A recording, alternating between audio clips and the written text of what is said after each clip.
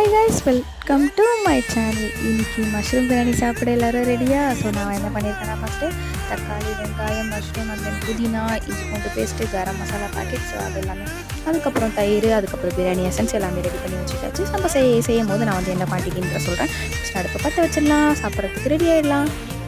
First நான் என்ன பண்ண போகிறேன்னா வந்து 4 டேபிள் ஸ்பூன் அளவுக்கு ஆயில் விட்டுக்கிறேன். அதுக்கப்புறமா வந்து கரம் மசாலா, அந்த பட்டை லவங்கம் அதெல்லாம் இருக்குல்ல, அதெல்லாமே நான் போட்டுக்கிறேன். அதுக்கப்புறம் 4 அளவுக்கு வெங்காயம் எடுத்துகிட்டு அதை வந்து வெட்டிட்டு அதையும் வந்து உள்ளே போட்டாச்சு. அதுக்கப்புறம் நல்லா கலக்குன்னு கலக்கிட்டு நல்லா வேகணுன்றதுக்காக நான் வந்து உப்பு வந்து 1.5 ஸ்பூன் அளவுக்கு போட்டுக்கிறேன்.